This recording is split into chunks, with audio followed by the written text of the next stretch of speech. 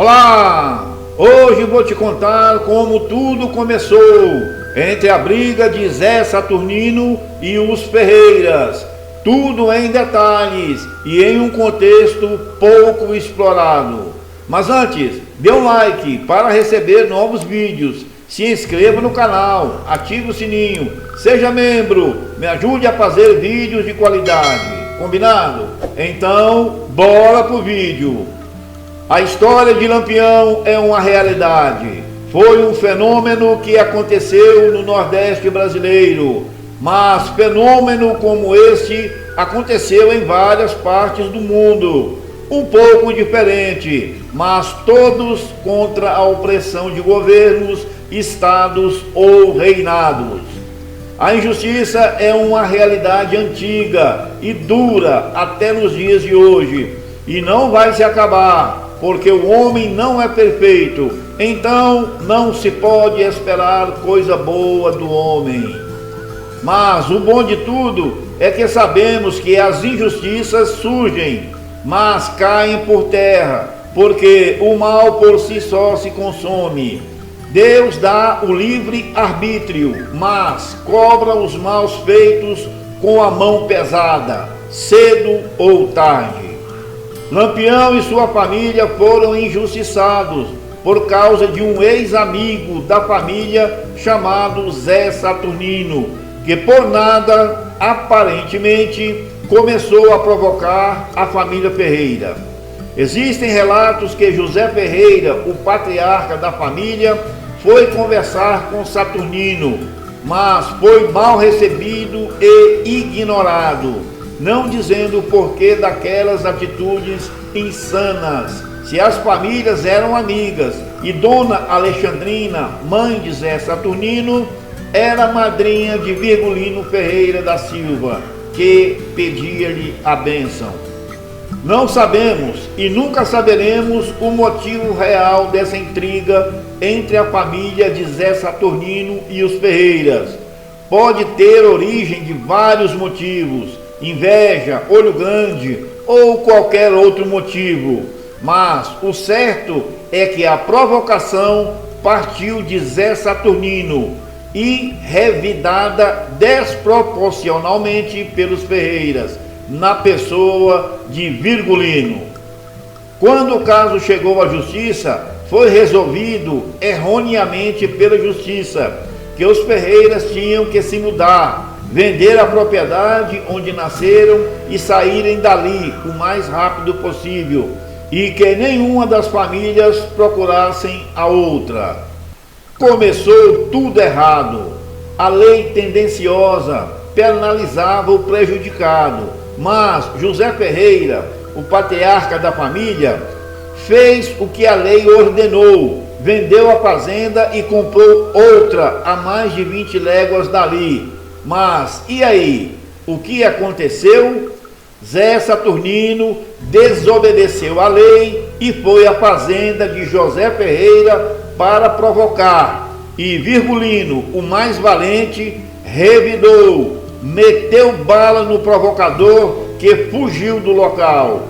Depois disso, Virgulino foi à fazenda de Zé Saturnino e matou algumas cabeças de gado. Então Virgulino se tornou um fora da lei, e era isso que Saturnino queria e conseguiu. Lampião então pede ao cangaceiro Senhor Pereira a sua entrada para o bando, e é aceito. Zé Saturnino, para ter respaldo da lei, se alista na polícia militar e começa a caçada a Virgulino e também a sua família. Agora José Ferreira teve que abandonar a sua fazenda novamente, pois estava vulnerável às perseguições da polícia.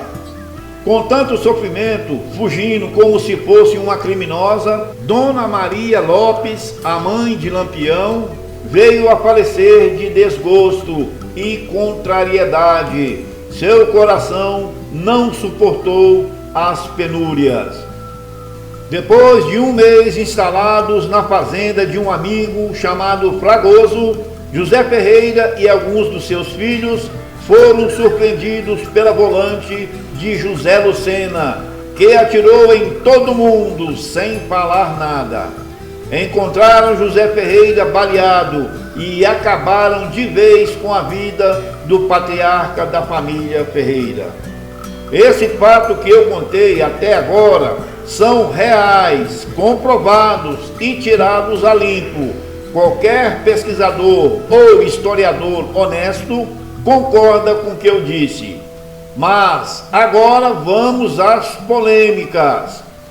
Está na cara, pelos fatos comprovados, que Zé Saturnino foi quem começou tudo, por motivos desconhecidos. E aí entra a desonesta polícia militar com seus oficiais bandidos e a justiça tendenciosa. Isso porque escolheram ficar do lado de Zé Saturnino, porque ela é de família mais tradicional. Fizeram tudo para contrair inimigos e conseguiram. Por isso que o cangaço nasceu por volta do ano de 1870, na pessoa de Jesuíno Brilhante. E anos depois se deu a continuação com o Senhor Pereira e depois com Lampião. O cangaço sobreviveu somente 2 anos após Lampião, na pessoa de Curisco, e com o fim deste, termina o cangaço no Brasil. Dizem que existe o novo cangaço, mas isso não é verdade. São apenas bandidos sem causa a defender.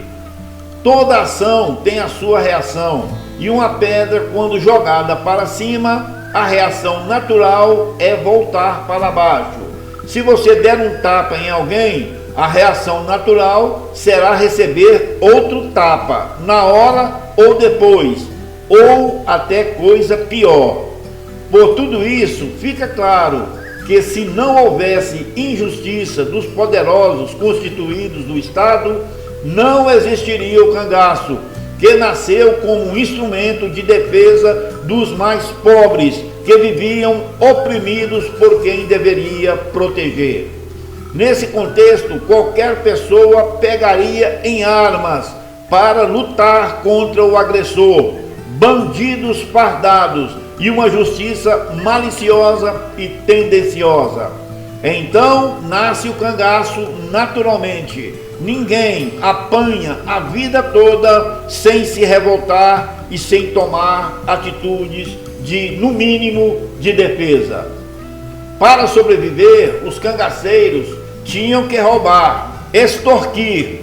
Agora sim, se tornam bandidos, mas pelo menos com uma causa a defender. Não aprovo a bandidagem em nenhuma hipótese, mas compreendo que esses homens oprimidos pela lei e pela polícia não tinham outra opção para se defenderem. Se coloque no lugar desses, que você vai concordar com o que eu disse. E quem perdeu com isso foi a população, que era perseguida pela polícia, que cometeu inúmeras atrocidades. O povo tinha que ser fiel aos bandidos, cangaceiros, ou era massacrada. O povo ficou entre a cruz e a espada. Todos perderam nessas batalhas do cangaço. Perderam a vida mais de 2.000 pessoas, em sua grande maioria policiais, parte da população e parte de cangaceiros. Mas é notório que o povo escolheu um lado e muitos se tornaram coiteiros, pessoas que apoiavam os cangaceiros, sendo pagos por isso. Em troca, tinham que ter lealdade para com o cangaço. Traições eram punidas com a pena capital. É bom se lembrarem sempre dessa frase: quem bate esquece, quem apanha lembra. Pensem nisso. Se você gostou do vídeo, dê um like, se inscreva no canal, seja membro. Fiquem na paz. Juízo, hein, moçada? Porque eu fui!